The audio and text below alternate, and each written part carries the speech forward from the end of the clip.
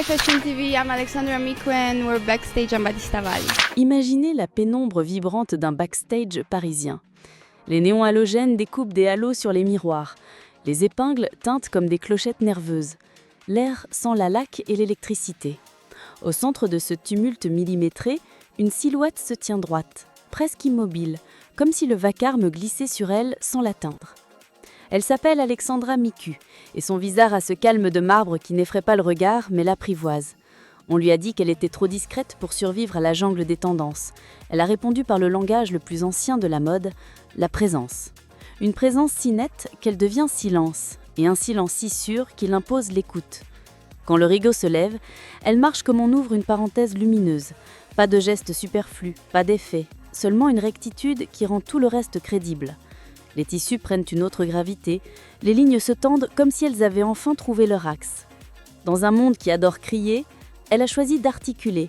Dans une industrie qui brûle vite, elle avance à une vitesse constante, presque implacable. Alexandra n'a pas besoin de hurler son histoire. Elle la laisse apparaître, couture après couture, comme un négatif qui se révèle dans la chambre noire. Ce soir-là, à Paris, on comprend que certaines carrières ne s'embrassent pas. Elles s'installent. Et c'est encore plus dangereux pour l'oubli. Alexandra Miku naît en 1997 à Cluj-Napoca, une ville universitaire de Roumanie où les façades austro-hongroises conservent encore l'écho d'un passé mitteleuropéen. Ce n'est pas un décor flamboyant, mais un environnement solide, fait de rigueur, d'hiver froid et d'été lumineux. Dans les rues pavées, où les tramways grincent, la jeune Alexandra apprend très tôt à observer le monde avec une distance silencieuse. Ses parents, tous deux enseignants, lui transmettent le goût de l'effort patient, l'idée que rien de durable ne s'obtient sans constance.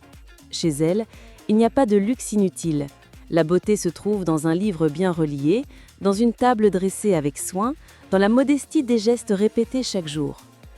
Enfant, Alexandra n'est pas de celles qui se précipitent au centre de la pièce. Elle préfère rester à la marge, écouter, capter les inflexions, comprendre avant de parler. Son physique la distingue pourtant très vite. Grande, élancée, les traits durs pour son âge, une intensité dans le regard qui semble parfois plus adulte que ses camarades. À l'école, on la considère souvent comme trop sérieuse, presque mystérieuse. Les autres enfants rient, se chamaillent, et elle observe. Ce décalage la rend parfois solitaire, mais c'est dans cette solitude qu'elle commence à tisser une force intérieure qui lui servira plus tard. Le foyer familial, même modeste, offre un socle de stabilité. Sa mère, passionnée de littérature, l'encourage à lire des romans français et russes, à s'immerger dans des univers où l'imagination réinvente le quotidien. Son père, professeur de mathématiques, lui apprend la logique, la rigueur, l'art de voir au-delà des apparences. Entre ces deux influences, Alexandra développe une personnalité faite à la fois de sensibilité et de rationalité, de rêve et de discipline. Elle se forge l'idée que chaque chemin est possible si l'on accepte d'en payer le prix.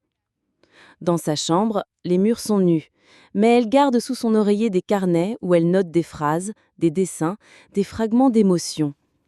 Elle ne sait pas encore qu'elle marchera sur les podiums, mais elle sent déjà que sa vie ne suivra pas la trajectoire ordinaire des autres filles de son quartier.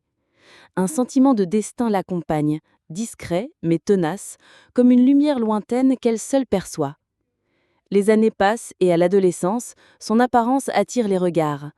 Trop grande pour se fondre, trop fine pour correspondre aux standards de son école, Alexandra vit cette différence comme un fardeau et une bénédiction. Certains se moquent, d'autres l'admirent en silence. Elle apprend à encaisser sans répondre, à laisser parler les mots blessants jusqu'à ce qu'ils s'épuisent d'eux-mêmes. Ce détachement devient une seconde peau. Déjà, elle expérimente ce que signifie être projetée dans le regard des autres, ce mélange d'admiration et de jugement. Cluj-Napoca, malgré son effervescence culturelle, reste loin des capitales de la mode. Pourtant, le destin aime se cacher dans les failles les plus improbables. Un jour, dans un centre commercial où elle accompagne une amie, un photographe local remarque sa silhouette inhabituelle. Il lui propose de participer à un petit shooting pour un concours.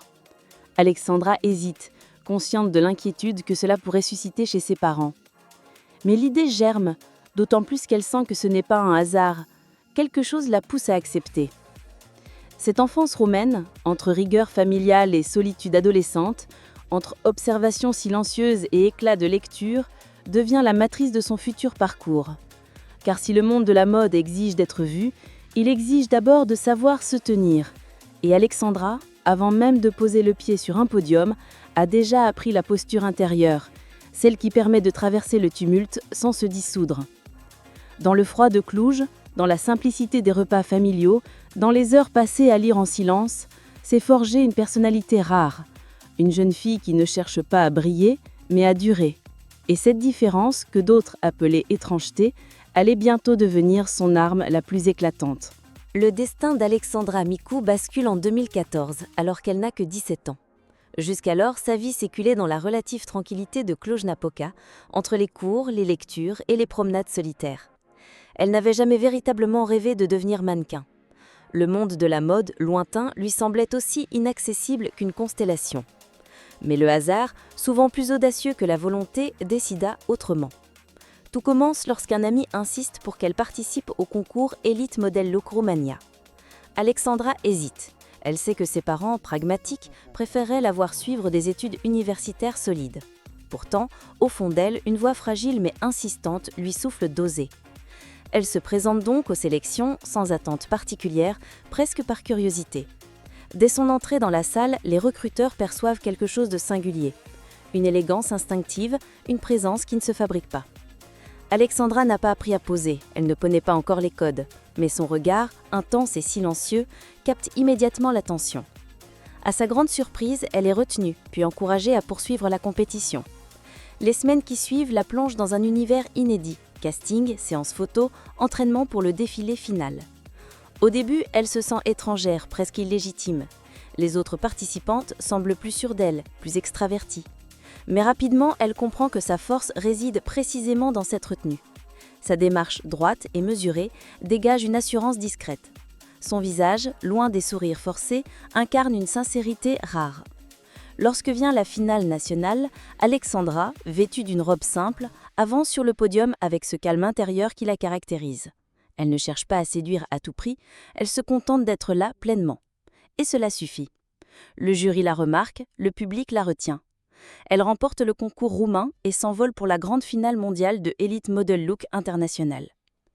À Shenzhen, en Chine, où se déroule l'événement, Alexandra découvre pour la première fois l'ampleur de la machine mode. Les coulisses groulent de jeunes filles venues des quatre coins du monde, toutes magnifiques, toutes affamées de reconnaissance. L'air est saturé de nervosité et d'ambition. Alexandra, fidèle à elle-même, garde sa distance, observe, analyse. Sur scène pourtant, elle rayonne. Sa démarche est fluide, son port de tête impeccable, et cette aura de mystère qui l'entoure capte encore une fois l'attention. Elle ne gagne pas la première place internationale, mais elle se classe parmi les finalistes les plus remarqués. Et surtout, elle signe un contrat avec Elite Paris, l'une des agences les plus prestigieuses. Ce contrat change tout. Du jour au lendemain, Alexandra passe d'adolescente roumaine discrète à espoir mondial de la mode. À Paris, elle découvre un monde radicalement différent, les studios, les grands boulevards, les lumières des défilés. Mais cette entrée fulgurante ne se fait pas sans heurts. La jeune fille doit apprendre vite, marcher en talons interminables, poser devant des objectifs intimidants, comprendre les codes non écrits d'une industrie impitoyable. Sa première grande opportunité survient avec Louis Vuitton, maison emblématique qui repère son potentiel. Invitée à défiler pour la collection Croisière, Alexandra fait son entrée sur un podium international majeur. Le track est immense. La salle est remplie de journalistes, de célébrités, de critiques influents. Mais une fois la musique lancée, elle retrouve ce calme, cette concentration forgée dans les silences de son enfance. Elle marche avec assurance, comme si elle avait toujours appartenu à cet univers. Le lendemain, son visage apparaît dans plusieurs magazines spécialisés qui saluent une beauté sobre, un charisme sans effort.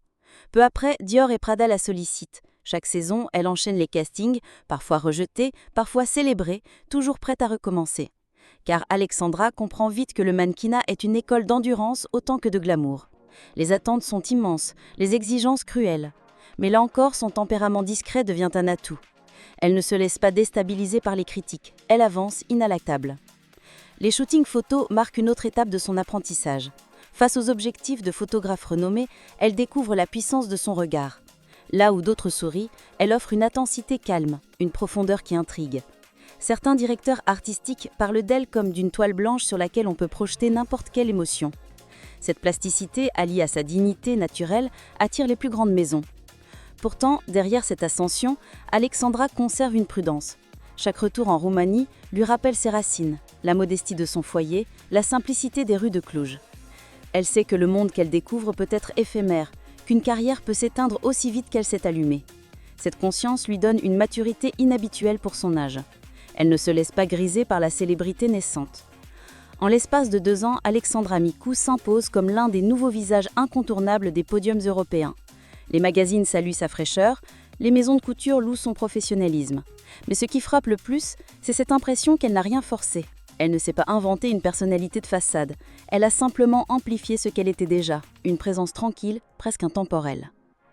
Ainsi s'achève ce chapitre fondateur. Celui d'une adolescente roumaine, sans ambition démesurée, s'est laissée porter par un concours et s'est retrouvée propulsée au cœur de la mode internationale. Le hasard a ouvert la porte, mais c'est son calme, sa constance et son regard de pierre douce qui l'ont maintenue à l'intérieur. Ce coup de destin n'était pas qu'une chance, c'était la révélation d'un caractère prêt à affronter l'imprévisible. À peine ce début confirmé, Alexandra Micou gravit les échelons avec une rapidité qui surprend même les agences. Entre 2016 et 2018, son nom devient familier dans les coulisses des Fashion Week de Paris, Milan, Londres et New York. Chaque saison, son agenda se remplit de noms prestigieux. Louis Vuitton, Chanel, Prada, Dior, Valentino. Sur les podiums, sa démarche se distingue par une fluidité presque sculpturale. Elle n'a pas besoin d'exagérer ses gestes, ni de jouer avec l'audace outrancière que d'autres privilégient. Sa force réside dans une précision tranquille, une sobriété qui, paradoxalement, attire tous les regards.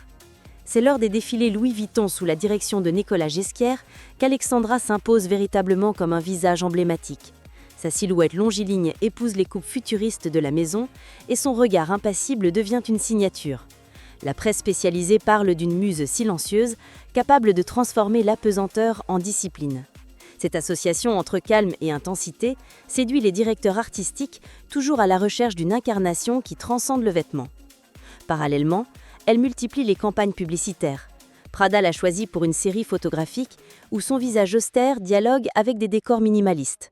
Dior l'invite pour représenter ses lignes de prêt-à-porter, misant sur la capacité d'Alexandra à insuffler une gravité rare même dans des tenues apparemment simples. Dans les magazines, son nom apparaît de plus en plus souvent, accompagné d'adjectifs qui reviennent comme un refrain, mystérieuse, intense, énigmatique. Ce sommet de visibilité ne se limite pas au podium. Alexandra entre aussi dans le cercle fermé des couvertures de magazines internationaux. Vogue, Harper's Bazaar, Elle, son visage s'affiche en grand format, toujours fidèle à cette esthétique de sobriété magnétique. Les rédacteurs saluent sa capacité à imposer une présence dans le silence, qualité rare dans un univers saturé d'images criardes.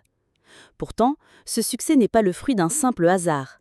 Alexandra travaille avec une rigueur presque ascétique.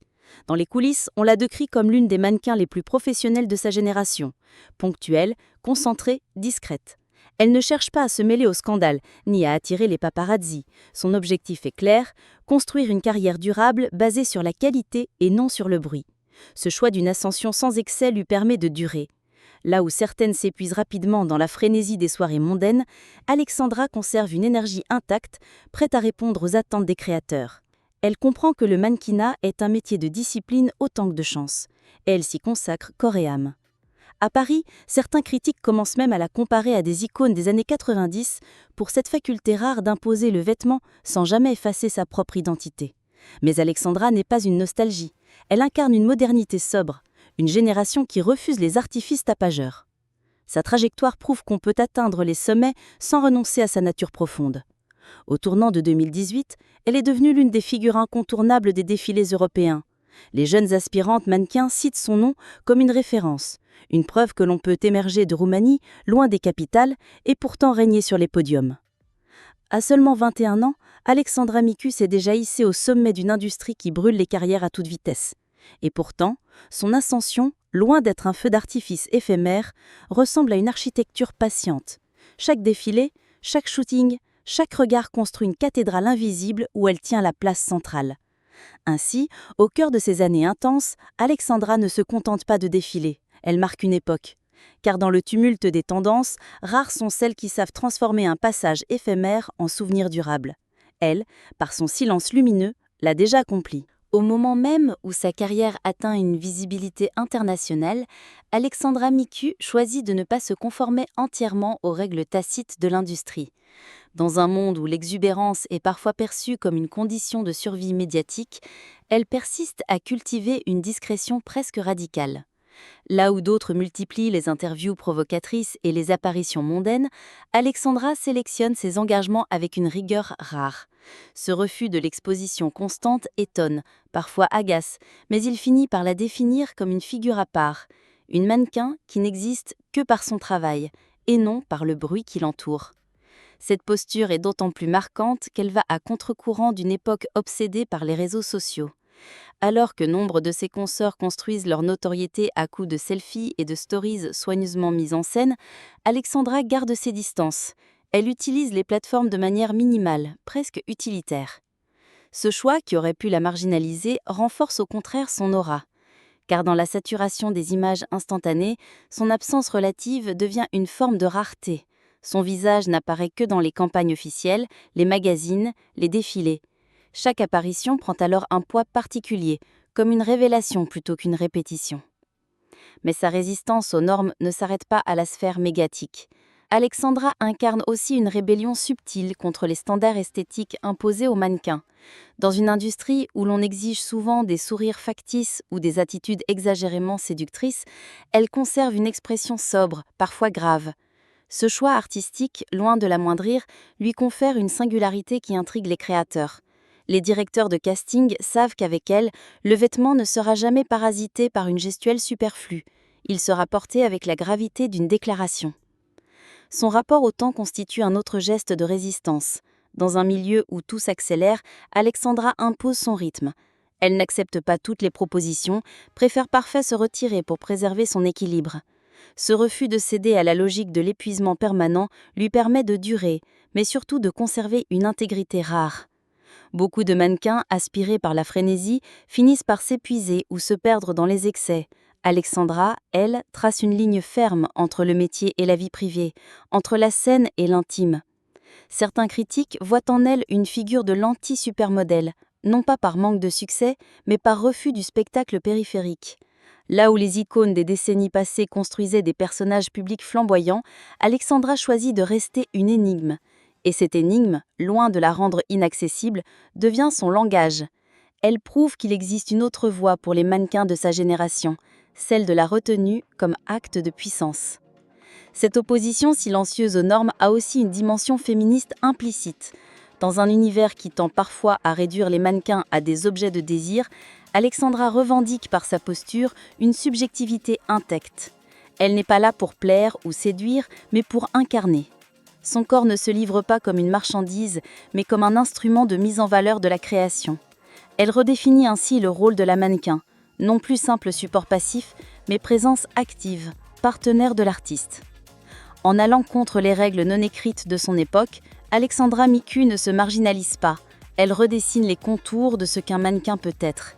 Elle démontre qu'il est possible d'atteindre le sommet sans se conformer à la logique du spectacle permanent, sans sacrifier son intimité, sans jouer un rôle qui n'est pas le sien.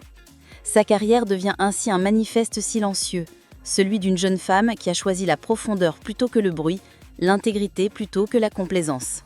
Mais toute ascension, même la plus maîtrisée, rencontre ses zones d'ombre.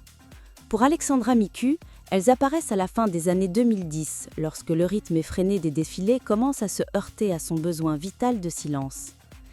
Derrière les podiums étincelants, la fatigue s'accumule, voyages incessants, nuits écourtées, pression constante des agences.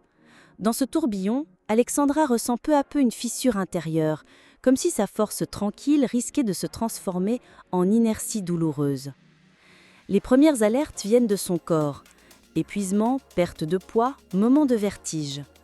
À l'époque, l'industrie valorise encore une endurance presque inhumaine. Reconnaître sa fragilité équivaut à s'exposer à l'oubli.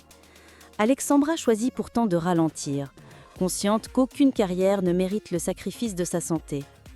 Cette décision étonne, voire inquiète certains directeurs artistiques qui redoutent qu'elle disparaisse de la scène. Mais elle s'y tient. Moins de défilés, plus de sélectivité, un recentrage sur des campagnes où elle peut travailler dans des conditions plus stables. Parallèlement, le paysage de la mode change. Les réseaux sociaux imposent de nouveaux visages à un rythme vertigineux. Des mannequins influenceuses, armées de millions d'abonnés, captent l'attention des marques. Alexandra, fidèle à sa discrétion numérique, apparaît de moins en moins dans l'espace médiatique. Peu à peu, son image se raréfie. Pour le grand public, c'est presque une disparition. Pour elle, c'est un choix assumé. Elle refuse de se transformer en produit de consommation permanente. Cet effacement relatif lui coûte en visibilité, mais il lui offre autre chose, la possibilité de redevenir une jeune femme anonyme, au moins par instant. Elle retrouve la Roumanie, ses paysages familiers, les conversations simples loin des flashs. Elle comprend que ce retrait, loin d'être une défaite, est une manière de préserver l'essentiel, sa dignité, sa santé, sa liberté. Ainsi, la disparition d'Alexandra Micu du devant de la scène n'est pas un effondrement, mais une métamorphose. Là où beaucoup voient une absence, elle construit une présence différente, moins visible, mais plus durable. Car parfois, s'effacer du tumulte est la condition pour rester fidèle à soi-même. Aujourd'hui, le nom d'Alexandra Micu n'apparaît peut-être plus avec la régularité de ses premières années, mais son empreinte demeure intacte. Elle a prouvé qu'une carrière de mannequin pouvait s'affirmer sans céder à la dictature du bruit, qu'il était possible de durer en choisissant l'intégrité plutôt que la complaisance. Dans une industrie qui dévore ses icônes aussi vite qu'elle les érige, Alexandra a instauré un autre tempo, celui du silence, de la rareté, de la présence intense mais mesurée. Son héritage ne réside pas seulement dans les campagnes ou les défilés prestigieux auxquels elle a participé, mais dans la manière dont elle a incarné un refus. Refus des excès, refus de la superficialité, refus d'être réduite à une image sans profondeur. Elle a tracé un sillon pour une nouvelle génération de mannequins qui, à leur tour, osent revendiquer leur subjectivité et leur droit à l'intimité. Pour les créateurs, elle resterait ce visage qui donnait aux vêtements une gravité inattendue. Pour ses pairs, elle est un exemple de professionnalisme et de rigueur, et pour le public, elle demeure cette énigme élégante. Une femme qui n'a jamais crié pour être entendue, mais dans le silence continue de résonner. Ainsi se cloue le parcours d'Alexandra Micu, tel qu'il s'écrit aujourd'hui. Une trajectoire marquée par la retenue, la force intérieure et la dignité. Plus qu'une carrière, c'est une leçon. Parfois, l'acte le plus audacieux n'est pas de briller davantage, mais de choisir comment et quand apparaître.